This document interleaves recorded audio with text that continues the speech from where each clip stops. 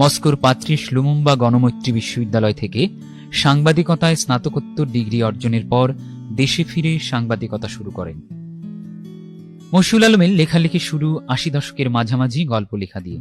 ১৯৯৪ সালে প্রকাশিত হয় তার প্রথম গল্পগ্রন্থ রূপালী রুই ও অন্যান্য। প্রথম প্রকাশিত উপন্যাস আমি শুধু মেয়েটিকে বাঁচাতে চেয়েছি বেরিয়েছে ১৯৯৯ সালে।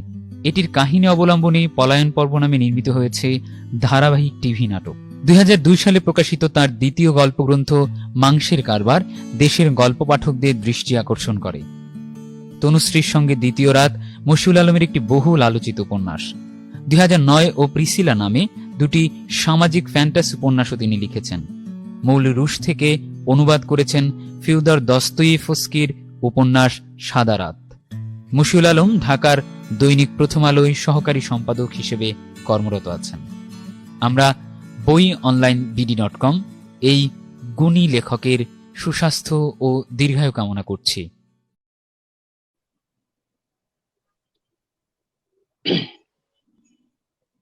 মশিউল আলম ভাই, অনেকদিন পর দেখা করোনা মহামারীতে। হ্যাঁ, মহামারী চলছে। এসে আমরা এই ইন্টারনেটটা না থাকলে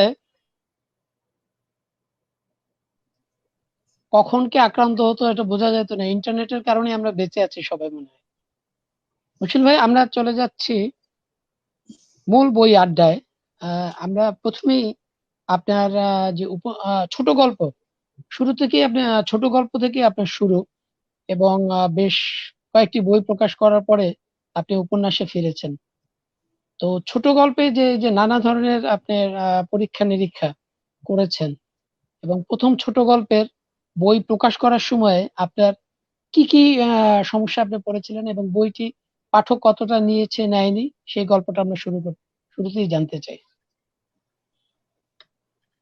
না, আমার সৌভাগ্য যে প্রথম গল্পগ্রন্থ প্রকাশ করার সময় আমাকে তেমন অসুবিধা বা কষ্টে পড়তে হয়নি, কারণ আমার বই প্রকাশের আগে যে কিছু গল্প পত্র পত্রিকায় ছাপা হয়েছিল, তার মধ্যে বেশ কয়েকটি ছাপা হয়েছিল মিজানুর রহমানের ত্রৈমাসিক পত্রিকা নামে একটি পত্রিকায়, একটা সাময়িক পত্রিকা ৩ মাস পর পর বেরোতো, যেটা সম্পাদক ছিলেন মিজানুর রহমান, প্রয়াত মিজানুর রহমান।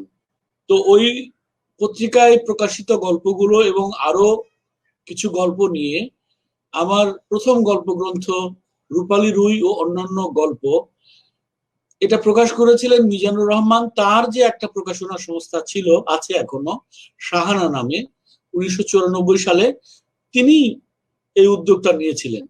তো আমি খুবই সৌভাগ্যবান যে এরকম একজন গুণী সম্পাদক আমাকে বলেছিলেন যে তোমার বই আমি আমার নিজের প্রকাশনা থেকেই প্রকাশ করছি। সেটা ছিল আমার, মানে আমি খুবই সৌভাগ্যবান যে আমাকে আমার প্রথম গল্পগ্রন্থ প্রকাশ করার জন্য কোন রকম বেগ পেতে হয়নি, বরং আমি খুবই উৎসাহ পেয়েছি এবং সহযোগিতা পেয়েছি। এই জন্য উনি এখন প্রয়াত, কিন্তু আমার সারা জীবনের কৃতজ্ঞতা তার প্রতি। কারণ এই বইটা প্রকাশিত হওয়ার পরে ঢাকায় যারা কথা সাহিত্য লেখালেখি করতেন তাদের দৃষ্টিতে পড়ে আমার গল্পগুলো, আমার বইটা, এবং এই সুবাদে লেখক বন্ধুদের সঙ্গে যারা আমার পরবর্তীকালে আমার যারা বন্ধু হয়েছেন, তাদের অনেকেই আমাকে এই গল্পের বই দিয়ে তাদের সঙ্গে আমার পরিচয় ঘটেছে, এবং এটার পরে বিভিন্ন পত্রপত্রিকায় আমার গল্প প্রকাশিত হয়েছে। আমার মনে হয় যে এই বইটা আমাকে সেই প্রকাশের পথে একদম সম্পূর্ণ নতুন লেখক, সম্পূর্ণ মানে আনকোরা লেখকের লেখা প্রকাশের পথে যে সমস্ত বাধা তখন ছিল এই ইন্টারনেট আসার আগে, ওই বাধাগুলো অতিক্রম করতে আমাকে এই বই অনেক সহযোগিতা করেছে। আমরা বলতে চাই যে আপনার খুব ভাগ্য ভালো যে একজন ভালো সম্পাদকের আমি কি বলবো খপ্পরে আপনি পড়েছিলেন, এবং ভালো সম্পাদকের খপ্পরে পড়ার কারণে আপনি একজন ভালো প্রকাশকও পেয়েছেন, যে কারণে আপনার বইটিতে বই প্রকাশে তেমন সমস্যা হয়নি। আমাদের দেশে এখন সবচেয়ে বিরল হচ্ছে ভালো সম্পাদক, এবং আমি বলবো যে ভালো প্রকাশকও আমাদের এখানে খুব কম। তো এই অবস্থার মধ্যে আমরা এখন নতুন ভাবে চলছি। তো আমরা যাচ্ছি আপনার প্রথম উপন্যাস আমি শুধু মেয়েটিকে বাঁচাতে চেয়েছিলাম। এই উপন্যাসের পরপরই আপনার রাজনৈতিক উপন্যাস আমি বলবো যেটাকে, এবং আপনার লেখালেখির মধ্যে বামপন্থীদের যে ভুল ভাল এবং নানা ধরনের যে তাদের শ্রেণী চুক্তি এসব ঘটনাগুলো আপনার লেখার মধ্যে আছে। এবং আপনি বামপন্থীদের চূড়ান্ত জায়গা যেটাকে বলে মস্কো, সেখানেই আপনি পড়াশোনা করেছেন সাংবাদিকতার উপরে। এবং 90 দশকের সমাজতন্ত্র ভাঙন এবং সেই সময়কার পরিস্থিতি সবকিছুই আপনার চোখে পড়েছে। ফলে আপনার লেখায় সেই সব কিন্তু অনেক ফুটে উঠেছে। তার একটি প্রধান উপন্যাস হচ্ছে তনুশ্রীর সঙ্গে দ্বিতীয় রাত, যেটিকে আপনি এখন আর আরো বড় করতে চাচ্ছেন অথবা নতুন করে প্রকাশই করছেন না। এই তনুশ্রীর আহ, তনুশ্রীর সঙ্গে দ্বিতীয় রাত, এই উপন্যাসটার লেখা এবং কেন এইভাবে বামপন্থীদেরও বিশ্লেষণ করলেন, বাংলাদেশের বামপন্থীরাও কিন্তু ছাড় পায়নি। ফলে এই উপন্যাসের কিছু অংশ লেখালেখি নিয়ে আমরা শুনতে চাই। তনুশ্রীর সঙ্গে দ্বিতীয় রাত। এটা আমার কি বলবো, উপন্যাস লেখার প্রথম চেষ্টা এবং প্রথম লেখা উপন্যাস। যদি এটা আপনারা এটাকে উপন্যাস বলেন, কিন্তু আমার মনে হয় যে আমি যেরকম উপন্যাস চেয়েছি বা এখনো চাই, সেটা এই বইটা সেরকম উপন্যাস হয়ে ওঠেনি। আর এটা আমি লিখেছি খুবই অপ্রস্তুত অবস্থায়। আমি তখন মাত্র রুটিন থেকে ফিরে এসেছি এবং মূলত গল্পই লিখি। মানে এরকম বড় কাহিনী ম্যানেজ করার মতো প্রস্তুতি আমার ছিল না। সেই কারণে এটা প্রায় 50,000 বাক্যের একটা গল্পের মতো হয়ে গেছে। উপন্যাসের যে সমস্ত বৈশিষ্ট্য, যে সমস্ত স্বভাব, সেগুলোর ঘাটতি রয়ে গেছে। আর বামপন্থা সম্পর্কে আপনি যেটা বললেন সেটা হচ্ছে যে আমি এমন একটা সময় সোভিয়েত ইউনিয়নে গিয়েছিলাম এবং 6 বছর সেখানে ছিলাম। এই সময়টা ছিল সোভিয়েত সমাজতান্ত্রিক ব্যবস্থার একটা বিরাট পরিবর্তনের সময়। এবং আমার ওইখানে অবস্থান কালেই সোভিয়েত ইউনিয়ন ভেঙে যায় এবং সোভিয়েত সমাজতান্ত্রিক ব্যবস্থার পতন ঘটে। তারপরে ওইখানে যেটাকে পুঁজিবাদী ব্যবস্থা বলে, সেই পুঁজিবাদী ব্যবস্থায় নতুন রাশিয়া তার যাত্রা শুরু করে। তারও 3 বছর আমি দেখে এসেছি। মানে আমি 2 বছর দেখে এসেছি। 1993 সালে অগাস্ট মাসে আমি দেশে চলে আসি। তো 1987 থেকে 1993 পর্যন্ত এই যে সময়টা, এই সময়টা আমি মস্কোতে ছিলাম। মস্কো মানে সোভিয়েত ইউনিয়নের রাজধানী, গোটা সমাজতান্ত্রিক বিশ্বের রাজধানী। সেইখানে পেরেস্ট্রয়িকা, গ্লাসনোস্ট কর্মসূচি নেয়ার পরে সোভিয়েত ইউনিয়নে যে সমস্ত রাজনীতিতে শুধু নয়, রাষ্ট্রীয় ব্যবস্থায় বা প্রতিষ্ঠানের মধ্যে শুধু নয়, মানুষের সমাজে, মানুষের সম্পর্কে যে সমস্ত পরিবর্তন খুব দ্রুত ঘটে গেল, সেগুলোর প্রত্যক্ষদর্শী আমি ছিলাম। সেগুলোর মধ্য দিয়ে, সেই সমস্ত অভিজ্ঞতার মধ্য দিয়ে আমার জীবনের গুরুত্বপূর্ণ 6টি বছর অতিক্রান্ত হয়েছে। তো আমি যখন ফিরে আসি, তখন আমার মনে হয়েছে যে এই গল্পটা আমার বলা দরকার। আমি অনুভব করছিলাম, আমি ফিল করছিলাম যে আমি এই গল্পটা বলতে চাই। তো এই গল্পটা বলবো কিভাবে, তখন আমার এরকম কোনো প্রস্তুতি ছিল না। কিন্তু প্রথমে আমি ছোট্ট একটা গল্প লিখেছিলাম। তনুশ্রীর যে চরিত্রটা, এই চরিত্রটাকে কাল্পনিক চরিত্র, কিন্তু এরকম চরিত্র ওখানে ছিল। এই পশ্চিমবঙ্গের একজন, আমরা যেমন বাংলাদেশ থেকে ওখানে পড়তে গেছি, পশ্চিমবঙ্গ থেকে তনুশ্রী চক্রবর্তী নামে একজন এরকম পড়তে গেছে। এটা একটা কল্পিত চরিত্র। এরকম একটা কল্পনা করে আমি একটা গল্প লিখেছিলাম ভোরের কাগজে। 1996 সালে সেটা ছাপা হয়েছিল তনুশ্রীর কোষ্ঠীলিপি নামে। তো ওইটা লেখার পরে আমার মনে হলো যে আমার অনেক কিছু বলার আছে, এই গল্প অনেক বড় হবে। তখন আমি শুরু করলাম এই উপন্যাসটা লেখা। উপন্যাস হিসাবে লিখতে শুরু করেছিলাম, কিন্তু এত অধৈর্য ছিলাম, অস্থির ছিলাম যে এইটা শেষ করার পরই বই আকারে প্রকাশিত হয়ে গেছে। আমার উচিত ছিল এটা আর কিছুদিন রেখে দেওয়া এবং অপেক্ষা করা, যাতে করে আমি নিজেই বুঝতে পারতাম যে এইটার ঘাটতিগুলো কি, এটাকে সম্পূর্ণতা দিতে হলে আরো কি কি করতে হবে সেটা আমি বুঝেছি বইটা 1999 সালে বা 2000 সালে বইটা প্রকাশিত হওয়ার পরে। এবং তখন থেকে আমি আফসোস করি যে আমি একটা বড় পরিকল্পনাকে নষ্ট করেছি, এবং সেটার ক্ষতিপূরণ করার জন্য আমি তখনই আবার লিখতে শুরু করি আরেকটা উপন্যাস, যেটা এখনো শেষ হয়নি। আমি সেটার নাম দিয়েছি লাল আকাশ। আমার একটা স্বপ্নের প্রকল্প আমি বলি এটাকে, যে যদি বেঁচে থাকি আমি এই প্রকল্প শেষ করব, এই উপন্যাস, এটাকে উপন্যাস হিসেবেই আমি লিখতে চাই, এখনো শেষ হয়নি। আপনি আপনার লেখালেখি সবকিছুতেই রাজনীতি আছে। রাজনৈতিক উপন্যাস আপনি লিখেছেন বাংলাদেশের রাজনৈতিক উপন্যাস আপনি লিখেছেন দ্বিতীয় খুনের কাহিনী। এটি একটি রাজনৈতিক উপন্যাস। মেজর মেজর মঞ্জুর থেকে জিয়াউর রহমানের হত্যাকাণ্ড, পুরো ঘটনাটাই এই উপন্যাসের একটা উপন্যাসের মধ্যে আছে, এই চিত্রের মধ্যে।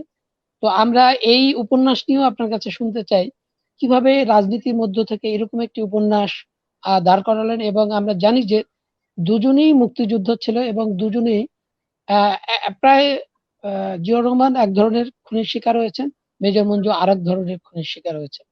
পুরো কাহিনীটাকে কিন্তু উপন্যাসটার মধ্যে একটা মানে ওইরকম হরর কাহিনীর মতো এগিয়ে গেছে আপনার এই উপন্যাসটা। কেমন করে রাজনৈতিক উপন্যাসকে এইভাবে টেনে নিলেন? না, এটা আসলে রাজনীতি না, এটা ওই অর্থে যেটা রাজনীতি উপন্যাস, এটা কতটা হয়েছে আমি জানি না, কিন্তু এটা একটা ঘটনা, এটা 3 দিনের একটা ঘটনার বিবরণ। আমি বিবরণই বলবো, কারণ আমি দৃশ্য থেকে দৃশ্যান্তরে গেছি, একটার পর একটা বিবরণ দিয়েছি। সেখানে এই যে মানুষগুলি, এটা শুরু হয়েছে আসলে জিয়াউর রহমান ঢাকা থেকে চিটং যাচ্ছেন হেলিকপ্টারে চলে যাচ্ছেন এবং ভাবছেন যে তিনি তার দলের বিএনপির চট্টগ্রাম শাখার নেতাদের মধ্যে কোন্দল মিটানোর জন্য যাচ্ছিলেন।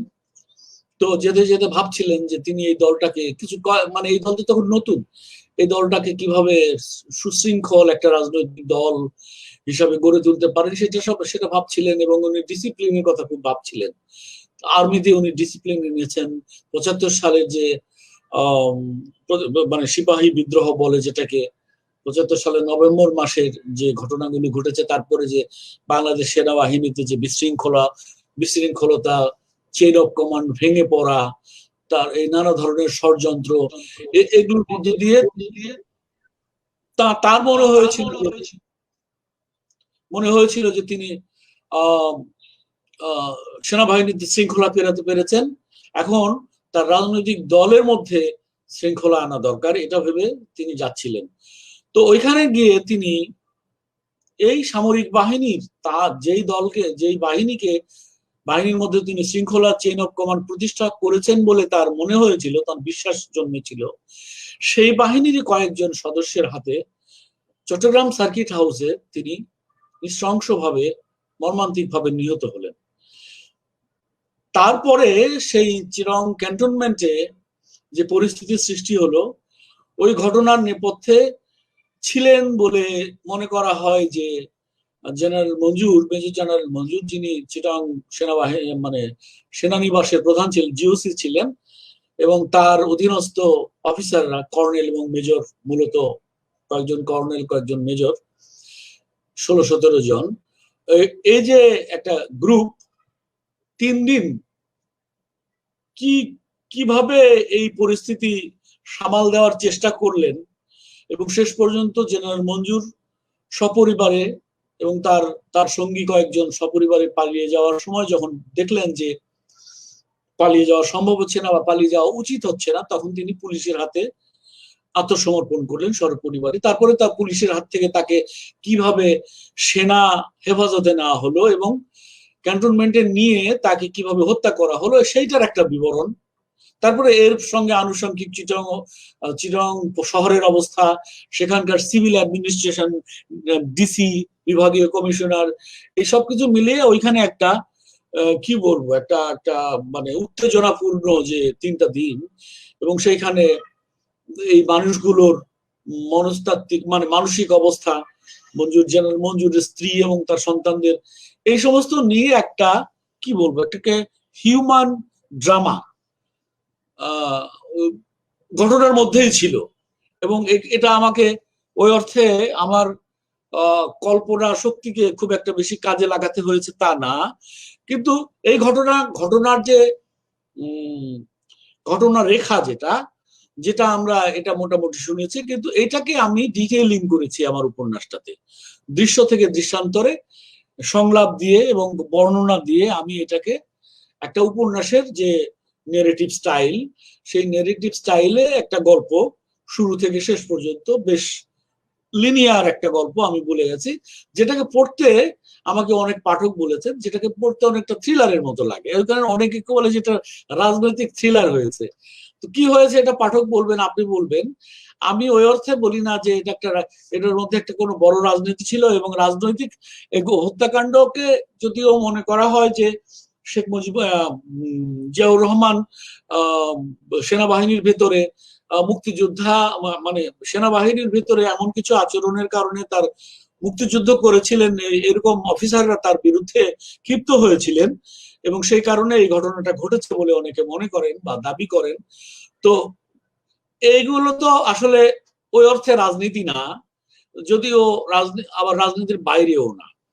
হ্যাঁ, এক অর্থে রাজনৈতিক উপন্যাস, আবার যে রাজনীতির সঙ্গে যে একটা বিরাট গভীর ব্যাপার স্যাপার থাকে সেই রকমও না।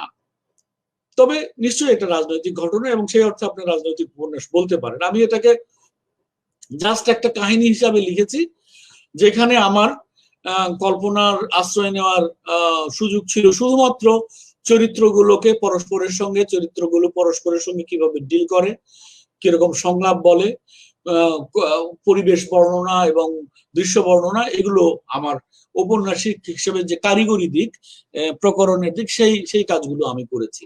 তবে আমাকে যারা পড়েছেন যে তাদের অনেকেই আমাকে বলেছেন তারা উপন্যাস পাঠের তৃপ্তি তারা এতে পেয়েছেন। মশিউল আলম, আপনার রাজনীতি কিন্তু আপনার পুরো লেখালেখির মধ্যেই আছে। যেমন আপনার গল্পের বইয়ের নাম পাকিস্তান। তো আমরা আরো একটা উপন্যাস, আমার পড়া উপন্যাস আপনার নাবিলা চরিত, এই যে একটি নারীবাদী উপন্যাস। এই উপন্যাস লেখার যে আপনার যে প্রস্তুতি এবং ভিতরের যে কাহিনীগুলো, পুরোটাই একটা নারীবাদী উপন্যাস নাবিলা চরিত। তো নাবিলা চরিত সম্পর্কে বলতে চাই যে ওই সময়টায় প্রায় আজকে থেকে 20-25 বছর আগে লেখা সম্ভবত, মশিল ভাই, 20 বছর আগে লেখা। হ্যাঁ হ্যাঁ, নাবিলা চরিত, হ্যাঁ প্রায় নাবিলা চরিত 2001 সালে লেখা, তার মানে হচ্ছে আজকে থেকে 19 বছর আগে। এই সময় নারীবাদী কিন্তু এক ধরনের একটা আওয়াজও উঠেছিল বাংলাদেশে, এবং খুব ভালোই জোরালো আওয়াজ ছিল। এই সময়ে আপনি এরকম একটা উপন্যাস লিখলেন, এবং কোন টানে লিখলেন নারীবাদী উপন্যাস? আমি কি নারীবাদী উপন্যাস বলে ভুল করছে? আমি জানি না এটা নারীবাদী আপনার কাছে মনে হতে পারে, কিন্তু আমি নারীবাদী বা কোনো বাদই আসলে আমার মাথার মধ্যে আর কাজ করে না। বাদ মানে ইজম, যে কোনো একটা ভাবাদর্শ মাথায় রেখে আমি বোধহয় আমার লেখালেখি শুরু থেকেই আমার বোধহয় এটা ছিল না। বা অন্তত আমি যখন এই বড় উপন্যাসের মতো বড় গল্পগুলো লিখেছি, তখন আমি নির্দিষ্ট কোনো আদর্শ মাথায় রেখে সেই আদর্শকে মানে কি বলবো জাস্টিফাই করার জন্য বা সেই আদর্শকে প্রমোট করার জন্য কাহিনী ফেলেছি, এরকম আমার মনে হয় না। নাবিলা চরিত নামে যে উপন্যাসের কথা বললেন, সেটা অনেকদিন আগে লেখা। আমার মনে পড়ে যে আমি দুটো চরিত্র নিয়ে ডিল করেছিলাম, একটা নারী, একটা পুরুষ, এবং তারা এক সময় ক্লাসমেট ছিল ইউনিভার্সিটি লাইফে, কিন্তু তারা প্রেমিক প্রেমিকা ছিল না। মেয়েটা অত্যন্ত মেধাবী এবং সুন্দর ছিল। সে মানে বাংলাদেশ ফরেন সার্ভিসে, বিসিএস এর ফরেন সার্ভিসে চাকরি করত, এবং যথারীতি তার ওরকম ভালো একটা বিয়ে হয়েছিল। কিন্তু তার হাজবেন্ডও চাকরি করতো, কিন্তু হাজবেন্ড ওরকম বড় কোনো চাকরি করতো না, কিন্তু বড় মানে এই অর্থে যে সরকারি ফরেন সার্ভিসের চাকরিকে যেরকম বড় মনে করা হয়। তো যখন তাদের এই মেয়েটি নাবিলার যখন বিদেশে পোস্টিং এর মানে পালা এলো, তখন যখন তাকে বিদেশে পদায়ন করা হবে এবং সে যেতে চাইবে, তখন তার হাজবেন্ড বললো যে তুমি যদি চলে যাও, আমার চাকরি ছেড়ে দিয়ে তো আমি তোমার সঙ্গে যাব না, তো যেতে পারি না, যাওয়া সম্ভব না, তুমি বদলি মানে বাইরে পোস্টিং নিও না। এই নিয়ে তাদের মধ্যে, কিন্তু মেয়েটি মেয়েটি তো মানে শুধু মেধাবী না, সে একজন স্বয়ংসম্পূর্ণ মানুষ, নিজেকে নারী হিসাবে দেখে, নারী নিশ্চয়ই সে নারী, বায়োলজিক্যালি নারী, বাট সে একজন মানুষ, পূর্ণাঙ্গ নাগরিক, সরকারের একজন প্রথম শ্রেণীর কর্মকর্তা। সে এইটা নিয়ে তাদের মধ্যে বনিবনা না হওয়াতে তাদের বিবাহ বিচ্ছেদ ঘটে এবং মেয়েটি বিদেশে যায়, চাকরি করে, তারপরে আবার ফিরে আসে, মানে যথারীতি যে তার বিদেশের চাকরি মেয়াদ শেষ হলে দেশে ফিরে আসে অনেকদিন পরে, 7 বছর পরে বোধ হয়। আর এই ছেলেটি বিশ্ববিদ্যালয় থেকে বেরোনোর পরে সাংবাদিকতায় ঢোকে, রিপোর্টিং করে, সে ডিপ্লোম্যাটিক রিপোর্টার। তো এই ডিপ্লোম্যাটিক রিপোর্টিং এর সুবাদে নাবিলা যখন বিদেশ থেকে ফিরে আসে, ফরেন অফিসে তাদের আবার দেখা হয় বহুদিন পর, এবং এই দেখা হওয়া, পুরোনো দিনের স্মৃতি মনে করা, এবং এই ছেলেটিরও বিয়ে করেছিল কিন্তু তার স্ত্রীও, তারও এরকম মানে বিয়ে টেকেনি। তো এই দুইজন বিবাহ বিচ্ছেদের মতো, আমি যদি এটাকে বিরহ, তারা দুজন এটাকে বিরহপূর্ণ, বিরহের ব্যাপার বা দুঃখজনক ব্যাপার হিসেবে এটাকে দুঃখ যাপন করে তা না, মানে এটাকে একটা স্বাভাবিক, সম্ভবপর স্বাভাবিক ঘটনা হিসাবে নিয়েছে, এবং এই নিয়ে তাদের জীবনে কোনো দুঃখ ছিল না। এবং তাদের এই অবস্থায় দুজনের দেখা হয়, আলাপ হয়, এবং একটা পর্যায়ে তারা ঘনিষ্ঠ হয় এবং তারা বিয়ে করে। বিয়ে করার পরে এই যে আপনি যেটা বললেন নারীবাদী উপন্যাস, এই যে নারী পুরুষ তারা দুজন যথেষ্ট অগ্রসর, আধুনিক, শিক্ষিত, উচ্চশিক্ষিত মানুষ হওয়া সত্ত্বেও তাদের ভিতরে, তাদের মধ্যে যে, তারা তো আধুনিক মানুষ, এই আধুনিক মানুষের মন, এই আধুনিক এবং ইন্ডিভিজুয়ালিস্টিক, এই মানে মানুষের এই পর্যায়ে এসে, আমাদের এই যে ধরেন 20 শতকের শেষ, 21 শতকের শুরুর দিকে এসে বাংলাদেশের মতো দেশেও যে ইন্ডিভিজুয়ালিটি ডেভেলপ করেছে, প্রত্যেকটা মানুষের যে ব্যক্তি স্বাতন্ত্র্য বোধ সেটা যে মাত্রায় পৌঁছেছে, সেখানে কতগুলো কি বলবো, একসঙ্গে বসবাসের সময়, বিশেষ করে স্বামী স্ত্রী হিসাবে একসঙ্গে বসবাসের সময় কতগুলো কি বলবো ক্ল্যাশ অফ ইন্ডিভিজুয়ালিটির যে এই ধরনের পরিস্থিতির সৃষ্টি হয় তাদের মধ্যে। কিন্তু তারা দুজন এতই বুদ্ধিমান, এতই অ্যাকোমোডেটিভ বলবো আমি আর কি, মেনে মানে কি বলবো এটাকে, অ্যাকোমোডেটিভ কথাটাই বাংলা কি হতে পারে আমার এই মুহূর্তে মাথায় আসছে না। তারা অ্যাকোমোডেট করে চলে, কিন্তু তারপরেও এই অ্যাকোমোডেশনের মধ্যে তারা মিলেমিশে থাকে, তাদের মধ্যে ঝগড়া হয় না, তাদের মধ্যে ওরকম কোনো বড় কোনো ক্রাইসিসই দেখা দেয় না। কিন্তু তারপরেও তারা মনে হয় যে তারা দুজন বিচ্ছিন্ন দুটো দ্বীপের মতো। আবার তারা পরস্পরকে কখনো কখনো ভালোবাসে, আবার বন্ধু, সবকিছু হয়, কিন্তু ওর হচ্ছে যে তীব্র অ্যান্টাগনিস্টিক মানে দ্বান্দ্বিক সমস্যা এই উপন্যাসটাতে কিন্তু সেরকম নয়। এবং এইটা মোটের উপর মানে লাখ লাখ কি বলবো দাম্পত্য পরিবার এভাবে আছে, বা এর চেয়ে অনেক খারাপ আছে। আমার মনে হয় যে মোটের উপর দুজন কি বলবো পরস্পরকে বুঝতে পারে, এবং তাদের এই বোঝ আন্ডারস্ট্যান্ডিং থেকে তারা পরস্পরকে ম্যানেজ করে, পরস্পরকে ভালোবাসে, পরস্পরকে সহ্য করে, এবং পরস্পরকে যখন অসহ্য মনে হয় তখনও তারা সেটা মেনে নিয়ে চলে। এরকম একটা গল্প নিয়ে আমি উপন্যাসটা লিখেছিলাম। আমার কখনো মনে হয়নি যে সেখানে নারী ক্যারেক্টারকে অনেক স্ট্রং মনে হয়। অনেকে আমাকে বলেছে যে এটা মেয়েটা নাবিলা যত স্ট্রং, ওই ছেলেটা তত অনেক, সে তুলনায় অনেক দুর্বল। মানুষ তো এরকম আছে। আমি ইন্ডিভিজুয়াল গল্প আসলে বলেছি।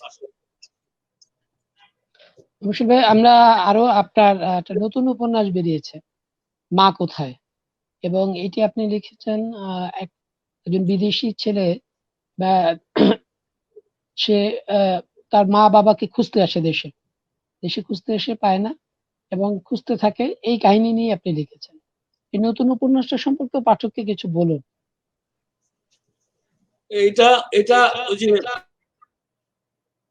এটা আসলে এরকম মানুষের ড্রামা আর কি, মানুষের জীবনের দুঃখ কষ্ট, যে এই ছেলেটি জানে না যে সে কেন হল্যান্ডে।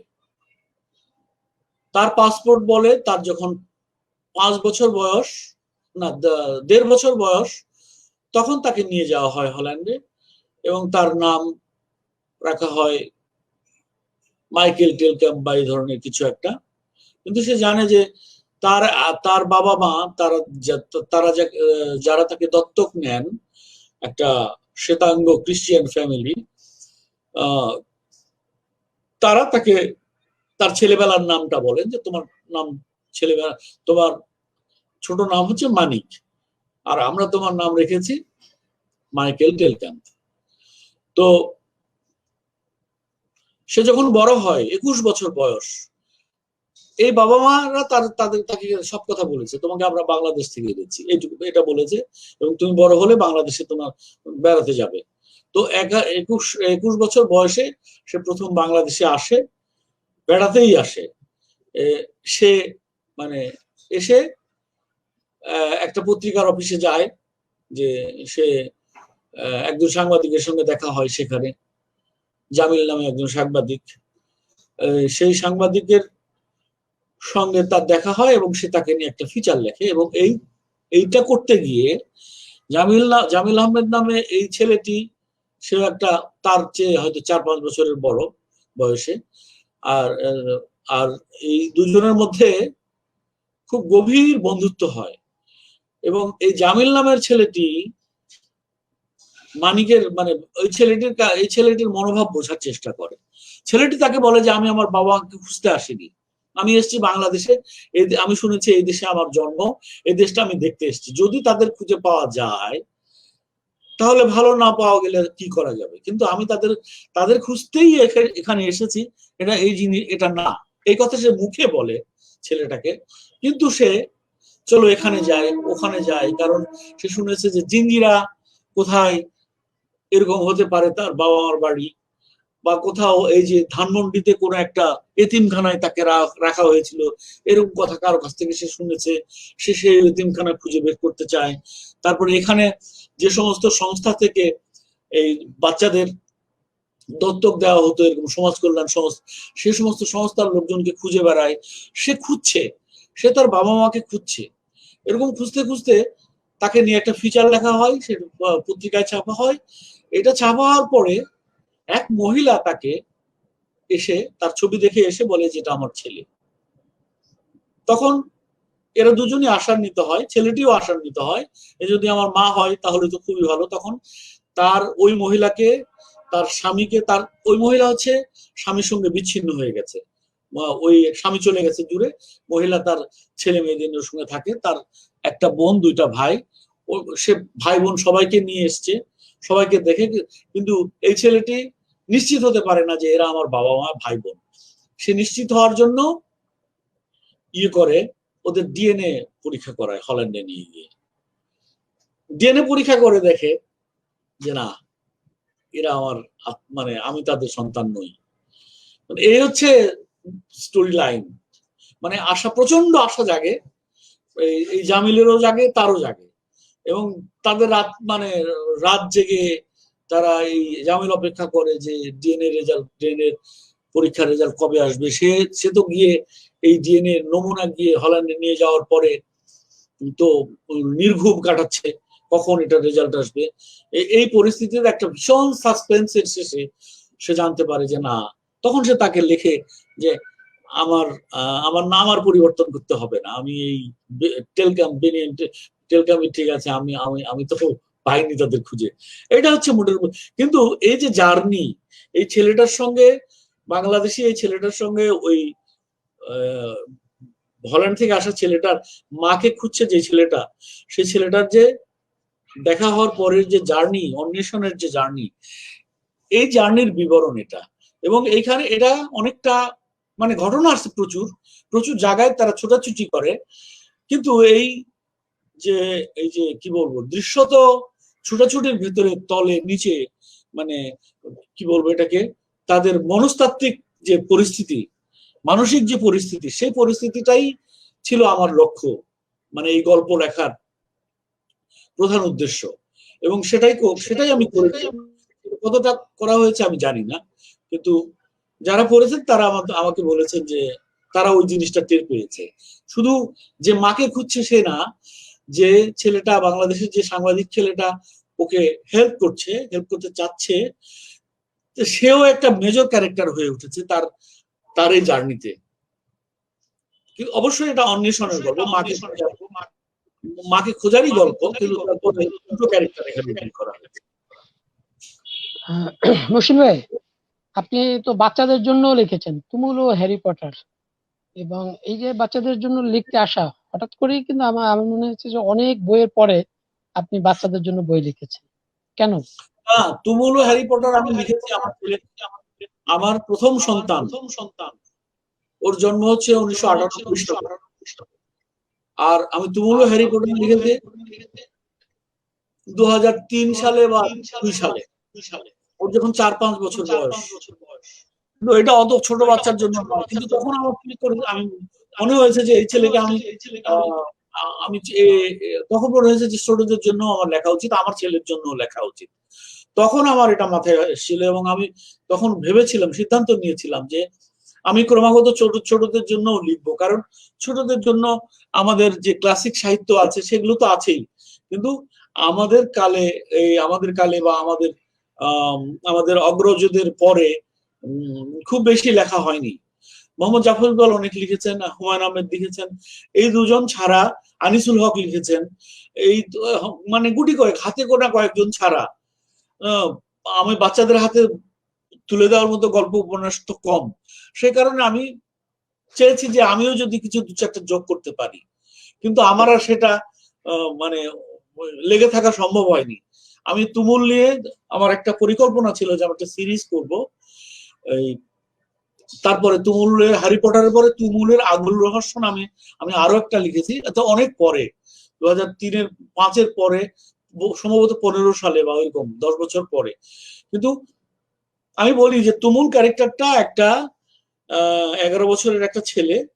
ওই হ্যারি পটার কেন এটার নাম, বইটার নাম, এই ছেলেটা 11 বছরের ছেলে, এই ছেলেটা স্বপ্ন দেখে যে হ্যারি পটার হারউইচ কি বলে লন্ডন থেকে, ওই হ্যারি পটারের ওই জায়গার নাম কি ভুলে গেছি, বহুদিন আগের কথা, হ্যারি পটারের যে ল্যান্ডস্কেপ, সেখান থেকে হগওয়ার্টস থেকে মনে হয়, হ্যাঁ, ঢাকায় চলে এসছে। হ্যারি পটার তাকে মেল করেছে যে আমি ঢাকায় আসছি। এই মেল পাওয়ার পরে সে সত্যি সত্যি ঢাকায় চলে এসছে এবং ঢাকায় এসে তুমুলদের বাড়িতে উঠেছে। এবং তারপরে এই যে হ্যারি পটার একজন উইজার্ড, মানে জাদুকর, তার জাদুকরী শক্তি আছে, সেই উইজার্ড তুমুলকে বলছে যে you are also an wizard, তুমিও একজন উইজার্ড, এবং ওই কারণেই আমি তোমার কাছে এসেছি। এবং তুমুল তো বিশ্বাস করে না আমি কিভাবে উইজার্ড হব, কিন্তু দেখা গেল শেষ পর্যন্ত তুমুলের 11তম জন্মদিনে সেও কিছু ম্যাজিক্যাল পাওয়ার পেয়ে গেছে এবং সত্যি সে একজন উইজার্ড। তো এই উইজার্ড তুমুল আর উইজার্ড হ্যারি, বাঙালি উইজার্ড, এই দুই কি বালক ঢাকা শহরে যে এমন সব কাণ্ড কারখানা করে চলেছে, যেটা মানে আমি চেয়েছিলাম যে যেগুলো মানে খুবই কল্পনার একেবারে চূড়ান্ত উদ্ভট কল্পনা, অসম্ভব কল্পনার মতো একটা ব্যাপার এই উপন্যাসের ভিতরে আমি করেছিলাম। এবং আমি প্রচুর সাড়া পেয়েছিলাম এই উপন্যাসটা বেরোনোর পরে, অনেক পাঠক পড়েছে অনেক, এবং তারা এই যে এখনো বইমেলায় তাদের বাবারা, এই গত বইমেলায় আমার সঙ্গে এরকম কয়েকজনের দেখা হয়েছে যারা বলেছে যে আমার ছেলেকে আপনার এই বই পড়তে দিয়েছে এবং সে এখন অনেক বড় হয়ে গেছে এবং তারা এখনো মনে রেখেছে। ওই কারণে আমি ভেবেছি যে তুমুল সিরিজটা আমি আরো লিখবো। আপনাকে অভিনন্দন যে আমাদের দেশের শিশু কিশোর সাহিত্যের অবস্থা খুবই খারাপ, এর মধ্যে আপনি হাত দিয়েছেন এবং আপনার যে গল্প বলার যে শক্তি এবং যেভাবে আপনি গল্প বলতে চান সেটা পারেন, এবং সেটা শিশু কিশোররাও গ্রহণ করেছে আপনার প্রথম বই। এবং আমরা চাই আপনার হাত থেকে আরো অনেক শিশু কিশোরদের বই প্রকাশিত হোক। এবং আপনি যেহেতু রুশ দেশে পড়াশোনা করেছেন এবং রুশ সাহিত্য নিয়েও পড়েছেন, তো রুশ দেশের কিন্তু সবচেয়ে বড় যে জিনিসটা, সেটা আমরাও আমাদের ছোটবেলায় দেখেছি, সবচেয়ে ভালো শিশু সাহিত্যটা কিন্তু আমরা রুশ দেশেরই পেয়েছিলাম, এবং অনুবাদের কারণেও আমরাও কিন্তু ছোটবেলায় রুশ দেশের শিশু সাহিত্য পড়েই বড় হয়েছে, যতটা না আমরা আমাদের নিজেদের শিশু সাহিত্য পড়তে পেরেছি অথবা পেয়েছি। আমি আপনার কাছে আর একটা প্রসঙ্গ তুলবো, যে প্রসঙ্গটা হচ্ছে যে আপনি তো খুব ভালো অনুবাদও করেন, এবং সেই অনুবাদের বই অ্যারিস্টটলের পলিটিক্স থেকে শুরু করে প্লেটোর ইউটোপিয়া এবং নানা ধরনের অনুবাদ করেছেন। অনুবাদ করতে কেমন স্বাচ্ছন্দ্য বোধ করেন, এবং কোন বইগুলো আপনার অনুবাদে আপনি খুব আপনি নিজের কাছে খুব ভালো লেগেছে? না, আমি অনুবাদ খুব স্বচ্ছন্দে করি তা না, মানে আমি আমার অনুবাদ করার পরে পাঠকের যেন স্বাচ্ছন্দ্য বোধ হয়, পাঠক যেন সাবলীল ভাবে পড়তে পারেন, সেই চেষ্টা আমি করি, সর্বাত্মক ভাবে করি। কতটা পারি আমি জানি না, কিন্তু আমি নিজে যখন অনুবাদ করি তখন ঝরঝর করে অনুবাদ করে যাই, ব্যাপারটা মোটেও তা না। আমার কাছে অনুবাদ অত্যন্ত কঠিন, পরিশ্রম সাধ্য একটা কাজ বলে মনে হয়, কিন্তু একই সঙ্গে চ্যালেঞ্জিং এবং ওই কারণে আনন্দদায়কও বটে। যদি আমি যেই লেখাটা অনুবাদ করছি সেটা আমি নিজে বাছাই করি, আমার নিজের পছন্দের লেখা হয়, আমি কোনো কারণে সেটাকে আমার কাছে গুরুত্বপূর্ণ বা আনন্দদায়ক মনে হয়। যেমন আমি যখন রাশিয়া থেকে, সোভিয়েত ইউনিয়ন থেকে ফিরে এলাম, তখন আমি প্রথম অনুবাদ করি।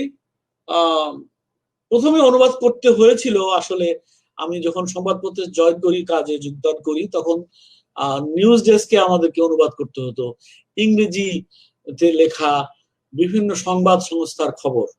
সেগুলো অনুবাদ করতে গিয়ে আমি আটকে আটকে যাচ্ছিলাম, কারণ সোভিয়েত ইউনিয়নে আমি যখন 6 বছর পড়াশোনা করেছি তখন ইংরেজি ভাষার সঙ্গে আমার কোনো সম্পর্ক ছিল না। যে ইংরেজি ভাষা আমি দেশে 12 বছর ধরে শিখেছিলাম, এবং তারপরে 1.5 বছর রাজশাহী বিশ্ববিদ্যালয়ে ইংলিশ ডিপার্টমেন্টে ছিল, সব আমি ভুলে গিয়েছিলাম।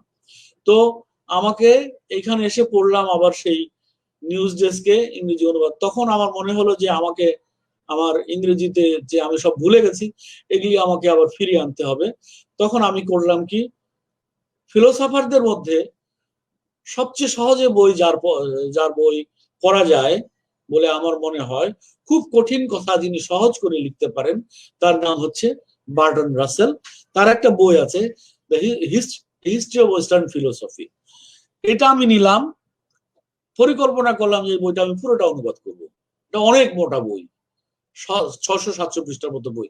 কিন্তু আমি অনুবাদ করতে শুরু করে প্লেটো নিয়ে প্রথম যে 5টা প্রবন্ধ আছে সেগুলো করার পরে আমি দেখলাম যে এটা দীর্ঘ প্রসেস, এই সাংবাদিকতা করে এবং আমার গল্প লিখে, তখন আমি উপন্যাস লেখাও শুরু করেছি, এই সমস্ত করে এই মোটা প্রজেক্ট এটা করা যাবে কিনা আমি জানি না। তবে এই যে 5টা করেছি প্লেটো নিয়ে, প্লেটোর রিপাবলিক গ্রন্থ এবং তার মেটাফিজিক্স, ফিজিক্স, এবং এই যে প্লেটোর যে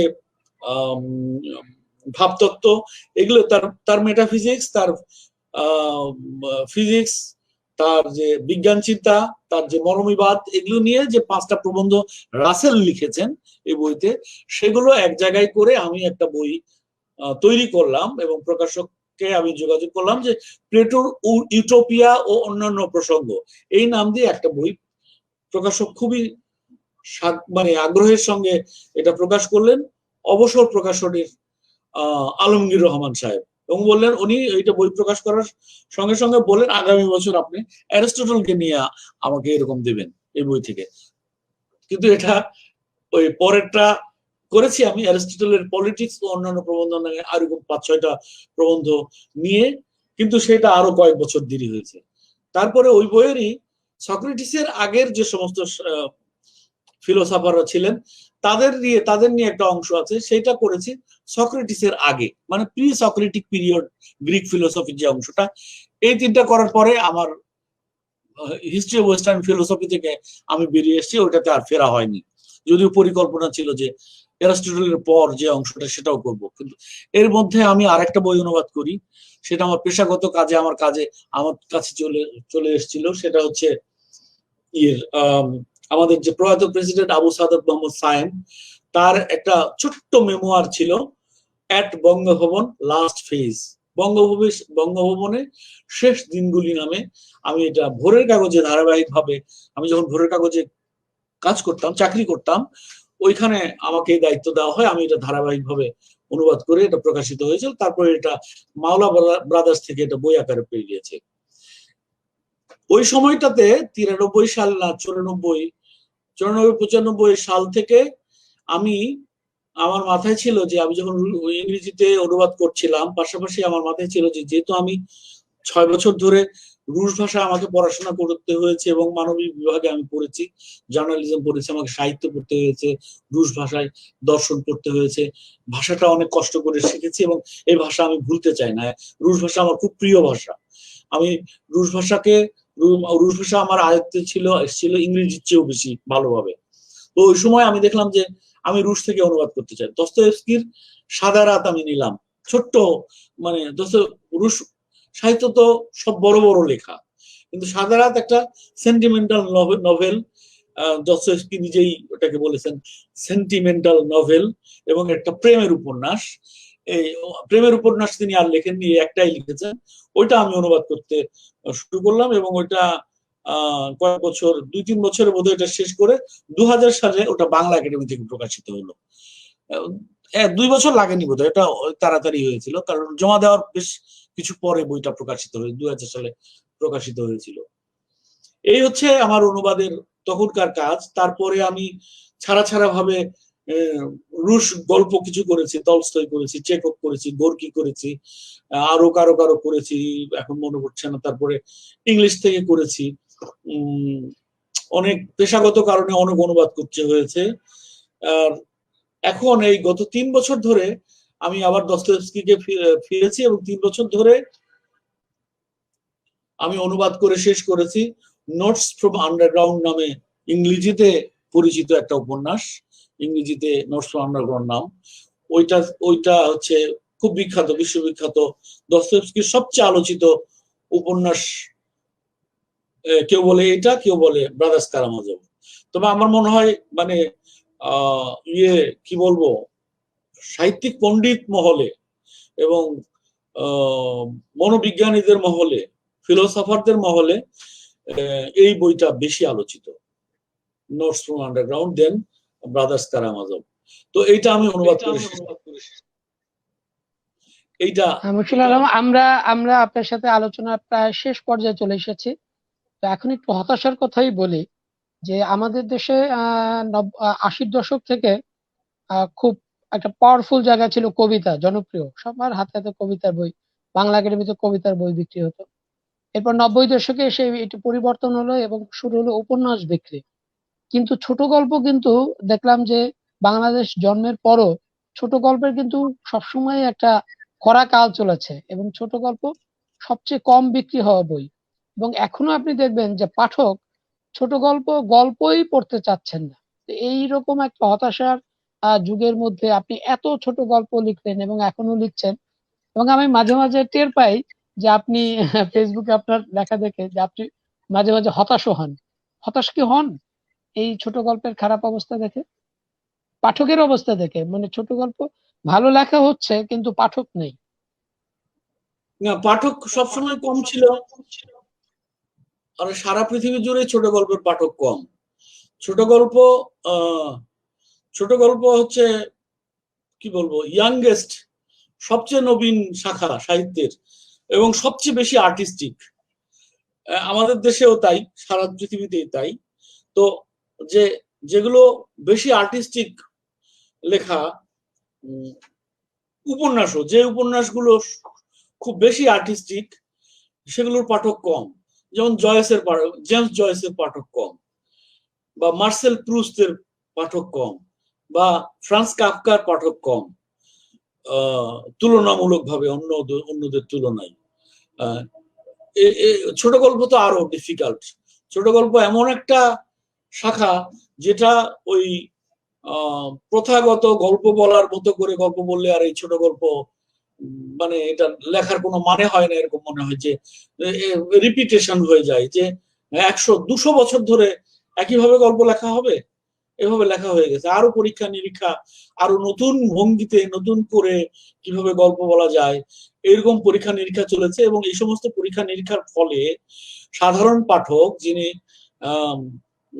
মানে গল্পের ভিতরে গল্প খোঁজেন, ড্রামা খোঁজেন, টুইস্ট খোঁজেন, বিস্ময় খোঁজেন, আনন্দ, এগুলি এই যে কতগুলি মানে যেগুলি কাহিনীর মধ্যে পাওয়া যায়, যে চরিত্র ইন্টারেস্টিং হইতে হয়, ঘটনা ঘটতে হয়, এগুলো থেকে এগুলি এখনো আছে, কিন্তু তারপরেও এগুলি থেকে সরে গিয়ে আরো নানা রকমের পরীক্ষা নিরীক্ষা হচ্ছে এবং এটা হতেই থাকবে।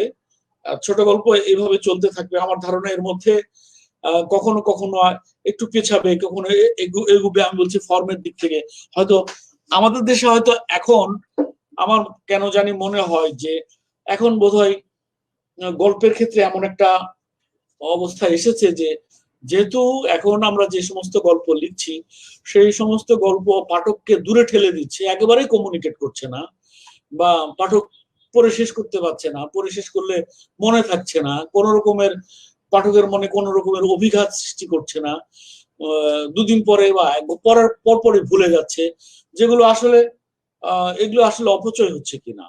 আমি রবীন্দ্রনাথের, আমি ক্লাস 10-এ পড়তে রবীন্দ্রনাথের যে গল্প পড়েছি অন্তত 10টা গল্পের কাহিনী আমি বলতে পারবো যে যে মনের মধ্যে দাগ কেটেছে, ছাপ ফেলেছে। সেরকম আমি বলবো না যে ছাপ ফেলা বা দাগ কাটাই একমাত্র মানে গুণ ছোট গল্পের, যেটা যেটা না হলে ছোট গল্প হবে না তা না, কিন্তু তারপরেও তো একটা, আমি যদি বলি একটা কি বলবো, একটা কাজ, সাহিত্য কর্ম।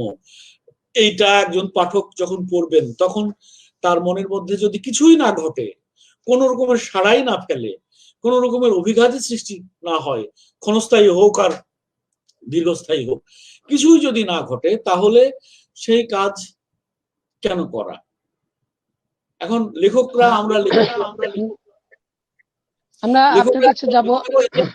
আমি লেখকদের, আমার লেখক বন্ধুদের জন্য আমি লিখবো, সেটা একটা হতে পারে। অনেকে কেউ মনে করতে পারেন যে আমার পাঠক, আমার লেখক বন্ধুরা আমার পাঠক, এটাও হতে পারে। এবং সেই বন্ধুরাও কি পড়ছেন কিনা সেটাও একটা দেখার বিষয় আছে। আমার তো মনে হয় যে আমাদের লেখক, সমসাময়িক লেখক বন্ধুরা আমরা পরস্পরের লেখা যারটা পছন্দ হয় তারটা হয়তো পড়ি, যারটা পছন্দ হয় না সে হয়তো জানেও না যে আমি তার লেখা পছন্দ হয় না বা টানে না বলে আমি তার লেখা পড়ি না বা পড়তে পারি না। এইরকম বিনিময় হয়তো হয় না। ওই কারণে আমি জানি না বাংলাদেশের ছোট গল্প আসলে কোন কি অবস্থায় আছে। মানে আমি মাঝে মাঝে হই, কিন্তু আমি হতাশ হই না, কারণ এটা আমার এক ধরনের পরীক্ষা, নিজেকে নিয়ে পরীক্ষা। আমি গল্প বলার ভঙ্গি, ভাষা, তারপরে নানা রকম কারিগরি দিক নিয়ে আমি পরীক্ষা করি। আমি নিজের জন্যই করি। কখনো কখনো এটা ভালো হয়, মানে আমার নিজের কাছে খুব বেশি ভালো কখনো হয়েছে এরকম মনে হয় না। তবে আমার মনে হয় যে কোনো একটা চেয়ে আরেকটা ভালো হয়েছে, বা কোনো একটা চেয়ে আরেকটা খারাপ হয়েছে। এক সময় আমার মনে হতো যে ভাষা কোনো ব্যাপার না, গল্পটা বলে ফেলা বা চরিত্রগুলোকে নিয়ে ডিল করানো মানে এটা ব্যাপার। কিন্তু আমার এখন মনে হয় যে না, ভাষা খুবই গুরুত্বপূর্ণ, এবং এই শব্দ বাছাই করা খুবই গুরুত্বপূর্ণ, বাক্য রচনা করা খুবই গুরুত্বপূর্ণ, এবং একটা বাক্যের সঙ্গে আরেকটা বাক্য জোড়া দেওয়া, এবং একটা প্যারার সঙ্গে আরেকটা প্যারা জোড়া দেওয়া, এই যে এই ব্যাপারগুলো নিয়ে আমার এখন ভাবনা হয়। আমি এগুলি এখন করি।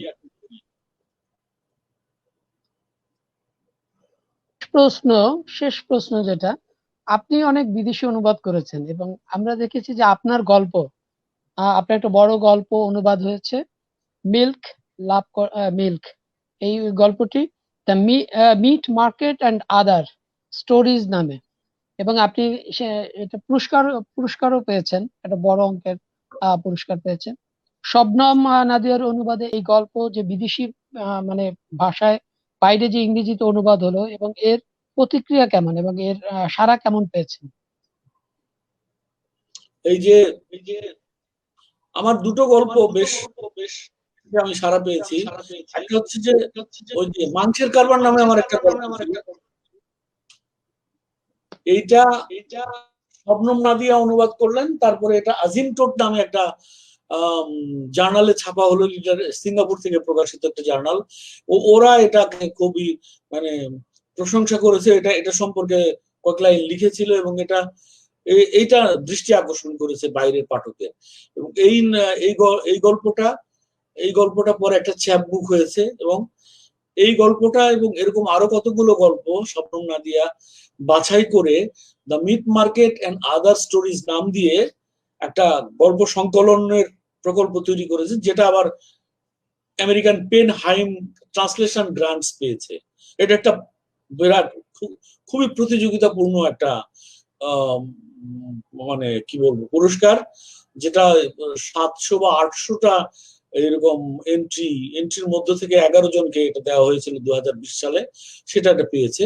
এবং এটা হচ্ছে যে তার অসাধারণ অনুবাদ এবং এই যে গল্পগুলোর বাছাই, এটা অনুবাদেরই পুরস্কার, এটা অনুবাদককেই পুরস্কার দিয়েছে, এটা কিন্তু লেখকের পুরস্কার না, এটা কিন্তু অনুবাদকের পুরস্কার, ওই যে পেন হাইম ট্রান্সলেশন গ্রান্টস যেটা। আর মিল্ক গল্পটা যেটা বললেন সেটাও তিনি অনুবাদ করেছেন, সেটা পেয়েছে শ্রীলঙ্কা ভিত্তিক একটা ইয়ে আছে, Himal South Asian short story competition. তো এটার এই যে আবার সোশ্যাল মিডিয়াতে এটা শেয়ার হয়েছে, এইটার প্রতিক্রিয়া বেশ ভালো। এবং ওইখানে যারা বিচারক ছিলেন তারা আমাদের কাছে যে চিঠি লিখেছেন সেটা আমার জন্য এবং অনুবাদকের জন্য খুবই উৎসাহ ব্যঞ্জক আমার কাছে মনে হয়েছে। যে আমার মনে হয় যে শবনম নাদিয়া আমার যে গল্পগুলো অনুবাদ করেছেন তার মধ্যে থেকে বেশ কয়েকটা এরকম বাইরে বিভিন্ন পত্রপত্রিকায় প্রকাশিত হয়েছে, এবং এগুলি এই যে আমাদের সাউথ এশিয়ান লিটারেচারের প্রতি যারা আগ্রহী এবং যারা পড়েন তাদের মধ্যে টুইটারে এটা নিয়ে আলোচনা। আমার একটা গল্প, আর একটা কোকিল রেখে যায় নামে একটা গল্প, আভাগার্দ সাউথ এশিয়ান আভাগার্দ নামে একটা মানে ওয়েব পোর্টাল, এটা সাহিত্যের একটা সাহিত্য শিল্পের, সেখানে প্রকাশিত হওয়ার পরে ওটাতে দেখলাম যে টুইটারে এটা নিয়ে অনেক আলোচনা হয়েছে। আমার মনে হয় যে মানে ওই আমাদের বাংলাদেশের ভেতরে হয় কি যে লেখার ভালো লাগে মন্দ লাগে এই পর্যন্ত আমি প্রতিক্রিয়া আমরা পাই, কিন্তু এই গল্প উপন্যাস নিয়ে যে আলোচনা করা, কেন ভালো লাগলো কেন ভালো লাগলো না, এই ইন্টারঅ্যাক্টিভ আলোচনা, এটা আমাদের দেশে কম হয়, যেটা বাইরে বেশি হয়। আমি টুইটারে এটা দেখলাম, ওইটা দেখলাম, লিঙ্ক গুলো আমি দেখলাম, ওখানে ওরা বেশ আলোচনা করেছে। ধন্যবাদ মশিউল আলম, আপনি আমাদের সাথে অনেকক্ষণ প্রায় 1 ঘন্টা সময় দিয়েছেন, এবং আমরা যে কারণে আমাদের বই বিক্রি হয় না সেই কারণটা কিন্তু আপনার শেষ কথাতেই বোঝা যাচ্ছে।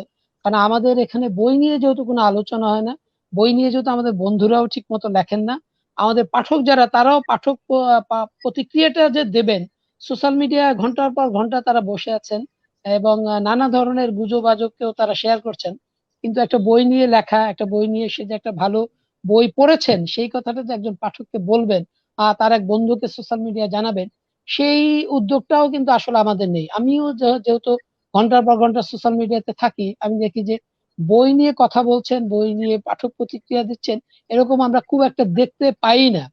তো এইরকম অবস্থা কিন্তু আমাদের অনেক আগে থেকে, এবং আমাদের বুক রিভিউ বলতে যে জিনিস, সেই জিনিসটা একদম হারিয়ে গেছে। এটি আমাদের সম্পাদকদের কারণে হতে পারে, সাহিত্য সম্পাদক না থাকার কারণে হতে পারে। আর দ্বিতীয়টি হচ্ছে আমাদের যে বন্ধু লেখক, আমরা যাদের বলি বন্ধু বান্ধব লেখক, তারাও মনে হয় এক ধরনের মানে এক ধরনের ইসের মধ্যে থাকেন যে ওর জন্য লিখবো, ওকে যদি বড় বানিয়ে দেয় তাহলে ও মনে হয় বড় হয়ে যাচ্ছে। এই জাতীয় একটা হীনমন্যতা আমাদের মধ্যে কাজ করে, এবং সেই কাজটার কারণেই কিন্তু আমাদের অধিকাংশ লেখকের উপর জীবিত অবস্থায় তো লেখা নেই, আমি বলবো যে আসলে খুবই কম। যা কিছু লেখা হচ্ছে তেলবাজি ছাড়া খুব একটা ই উপযুক্ত লেখা হয় না। এবং সেখানে তেল না দিলে, আবার যদি আপনার তেল না দিয়ে নুনও বেশি দিয়ে দেয়, তাহলে লেখকদের সাথে আবার সম্পর্কও খারাপ হয়ে যায়। এক অদ্ভুত সাহিত্য চর্চা বাংলাদেশের, যেখানে আড্ডায় আপনি কোনো লেখাকে খারাপও বলতে পারবেন না, ভালোও বলতে পারবেন না, মাঝামাঝিও বলতে পারবেন না। তাহলে চুপ থাকাটাই সব, মানে যে সামাজিক আমাদের রাজনৈতিক যে সংস্কৃতি, সেটা আসলে আমাদের শিল্প সাহিত্যের মধ্যে ঢুকে আছে, যে কোনটা ভালো সেটাও বলতে পারছি না, খারাপ যে সেটাও বলতে পারছি না। আবার ঠিক তেলবাজিটাও চলছে অনেক জায়গায়। তো এরকম সময়ের মধ্যে আপনি সাহিত্য চর্চা এগিয়ে নিয়ে যাচ্ছেন। আমরা আপনার এই যে দীর্ঘ সময় আপনি আমাদের দিয়েছেন এর জন্য আপনাকে ধন্যবাদ। একটু বলি না যে আসলে ওই অনলাইনের আসার আগেই বোধহয়, মানে এই যে সোশ্যাল মিডিয়া চালু হওয়ার আগেই বোধহয় আমাদের দেশে এই যে সাহিত্য পত্রিকা বলে যে একটা ব্যাপার, যেখানে নিয়মিত বই আলোচনা ছাপা হবে, সেটার আবার আলোচনার আলোচনার আবার আলোচনা, আলোচনার প্রতিক্রিয়া ছাপা হবে, সেগুলো যেগুলো বই নিয়েই আলোচনা হবে এবং অপ্রাসঙ্গিক ভাবে ওই লেখকের মানে লেখকের নিন্দা মন্দ করা বা ওরকম না, মানে বিষয়ভিত্তিক আলোচনা, ওইটার চল আমাদের এখানে খুব বেশি কখনো ছিল কিনা আমি জানি না, তো আমার তো মনে হয় ছিল না। থাকলে তো আমরা ওই সমস্ত বইপত্র আকারেও পেতাম পুরনো সাহিত্য সমালোচনা। সাহিত্য সমালোচনা আমাদের এখানে খুবই দুর্বল, নাই বললেই চলে। এবং আমাদের কালে এসে এই যে দৈনিক পত্রিকার যে সাহিত্য সাময়িকী, একটা সময়ে ব্রডশিট কাগজের, আমিও কিছু লিখেছি, আমাকেও, আমি যেহেতু সংবাদপত্রে কাজ করি, সাহিত্য সম্পাদক সাহিত্য সম্পাদকের ফরমায়েশে হোক আর আদেশে বা অনুরোধে হোক, আমিও কিছু লিখেছি এবং দেখেছি যে এইটার মধ্যে ওই যে সহিষ্ণুতার অভাব। লেখক যার বই নিয়ে আলোচনা করেছি তিনি শুধু প্রশংসাই দাবি করেন বা প্রত্যাশা করেন, সমালোচনা সহ্য করতে পারেন না, সমালোচনা করলে শত্রু হবেন, এইরকম একটা পরিবেশে আমি কিন্তু অনেক, আমি আমার সমসাময়িক মানে বই নিয়ে লিখেছি এবং লিখে বিরাট ভাজন হয়েছি। এবং আমার ক্ষেত্রে অসুবিধা একটা যে আমি নিজেও গল্প উপন্যাস লিখি, আবার আমি যদি নিজে গল্প উপন্যাস লিখি এবং অন্যদের গল্প উপন্যাসের নিয়ে আলোচনা লিখি, তাহলে সেখানে একটা একটা একটা কি বলবো, অস্বস্তি বা কুণ্ঠার মতো পরিস্থিতি সৃষ্টি হয় যে মানে এটা যদি আমাদের সংস্কৃতির ভিতরে থাকতো, লেখালেখি সংস্কৃতির ভিতরে যদি ব্যাপারটা স্বাভাবিক হিসাবে থাকতো, তাহলে আবার এটা কোনো সমস্যা ছিল না। কিন্তু এটা নেই, এই কারণে আমাদের এখানে একটা অস্বস্তিকর পরিবেশ সৃষ্টি হয়। আমার কিছু তিক্ত অভিজ্ঞতাও হয়েছে যে আমি যাদের বই নিয়ে লিখেছি, সমালোচনা প্রশংসা দুটোই লিখেছি, কিন্তু সমালোচনাটাকে গ্রহণ করা যখন যায়নি, তখন এটা খুব খারাপ ভাবে প্রতিক্রিয়া ব্যক্ত করা হয়েছে। তো এটা থেকে বেরোনোর দরকার, তিক্ততা হলেও দরকার, মানে তিক্ততা বা সম্পর্ক, কিন্তু কোনো না কোনো ভাবে আমার ধারণা যে এই অবস্থা থাকবে না, এই অবস্থা পার হবে মানুষ। মানে মানুষ তো প্রত্যেকটা সমাজের মানুষ তো এক জায়গায় থাকে না, ডেভেলপ করে। এবং এখানে ক্রিটিক্যাল অ্যানালিসিস, যেটা ক্রিটিক্যাল থিঙ্কিং, ক্রিটিক্যাল অ্যানালিসিস বলে, ক্রিটিক্যাল সাহিত্যের ক্রিটিক্যাল অ্যাপ্রিসিয়েশন যেটাকে বলে, এই জিনিসটা তো থাকা দরকার। না থাকলে সাধারণ পাঠক, এমনকি লেখকরাও মানে অনেক সময় বুঝতে পারেন না, জানেন না যে তার লেখা কত ভাবে পাঠ করা যায়, কত রকম পাঠক তার লেখা কত ভাবে নিচ্ছেন বা নিচ্ছেন না, অগ্রাহ্য করছেন। এগুলি সমালোচকদের দৃষ্টিতে এগুলি ধরা পড়ে, সমালোচকদের লেখার মধ্য দিয়ে এইটা লেখকের জন্য অভাবিত কোনো দিক বেরিয়ে আসতে পারে, ভুল ত্রুটির বিষয়, কৃতির বিষয়, মানে প্রশংসার বিষয় বেরিয়ে আসতে পারে, যেটা হয়তো, মানে আমি বলছি যে ইন্টারাকশন, পরস্পর মানে কি বল, পলিমিক্স যদি থাকে, এই তর্ক বিতর্ক যদি থাকে, এই যে একটা লেখাকে ভালো বলা এবং সেটাকে কেন ভালো বলা হচ্ছে সেই যুক্তিগুলো যদি তুলে ধরা হয়, এবং কোন লেখাকে খারাপ লাগলে সেই খারাপ লেখাকে খারাপ বলা এবং খারাপ কেন লেগেছে সেইটা দেখানো, আমাদের এখানে এটা খুব অভাব। বলে দিল আমার এটা ভালো লাগে না, বাতিল করে দিলাম। বাতিল করার দু তিনটা কারণ তো অন্তত দেখানো উচিত, এটা বাতিল এই কারণে বাতিল মনে করছি আমি। এটা আসলে সাহিত্য সমালোচনা তো গণিতের অঙ্ক করা না, এটা প্রত্যেকের ব্যক্তিগত মতামত। ব্যক্তিগত হবে কারো এই খুব মহান লেখাকেও মানে ভালো মনে নাও হতে পারে, এটা পৃথিবীতে অনেক উদাহরণ আছে।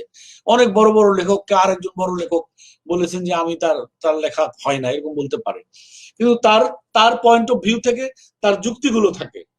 এই কারণে আমি তাকে ভ্লাদিমির নাবোকভ দস্তয়েভস্কিকে, ফিওদর দস্তয়েভস্কিকে মনে করেন থার্ড রেট একজন লেখক, তৃতীয় শ্রেণীর লেখক।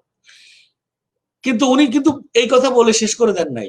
উনি কেন মনে করেন যে ফিদর দস্তয়েভস্কি আর্টিস্ট হিসাবে খুব নিম্নমানের ছিলেন, এটা কেন মনে করেন ইনি, এটা তার ব্যাখ্যা আছে।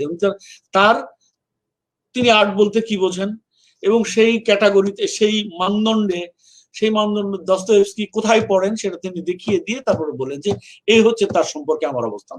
তার বক্তব্যের যুক্তি দিয়ে তার অবস্থানকে উনি জাস্টিফাই করেন। আমার মনে হয় আমাদেরও এরকম করা উচিত। কারো প্রশংসা করলে ওরকম তার প্রশংসার কারণ করা এবং নিন্দা করলে তার নিন্দার কারণ করা উচিত। এভাবে আসলে আমি বললাম, কিন্তু এটা আসলে একদিনে একজনের এটা হবে না। এটা একটা টোটাল একটা কালচারের ব্যাপার। এটা শুরু হওয়া উচিত। এখন তরুণ লেখকরা যারা আসছেন, গল্প উপন্যাস লিখছেন, কিন্তু প্রবন্ধ লিখবেন, পুস্তক সমালোচনা লিখবেন, এরকম লেখকও আসা উচিত। মানে শুধু আলোচনা করবেন, শুধু প্রবন্ধকার, বা গল্প লিখছেন, উপন্যাস লিখছেন, তার পাশাপাশি প্রবন্ধও লিখছেন, এটাও হতে পারে, কিন্তু আসা উচিত। এই যে জিনিসটা আমরা একেবারে মিস করে যাচ্ছি সেটা হচ্ছে সাহিত্য সমালোচনা। সেটাই মানুষ আসা উচিত, লেখকদের সেদিকে দৃষ্টি দেওয়া উচিত। ধন্যবাদ মশির ভাই, আপনি অনেকক্ষণ আমাদের সাথে সময় দিয়েছেন আজকে এই রাতে, এবং আমরা আপনার বই সম্পর্কে জানলাম। এই বই সম্পর্কে পাঠকও জানবে, এবং আপনার বই সংগ্রহের জন্য আমার মনে হয় যে এই জাতীয় আলোচনা আমাদের অনেকদিন করতে হবে, এবং আরো নানা ফর্মেই বই নিয়ে আলোচনা করা সম্ভব।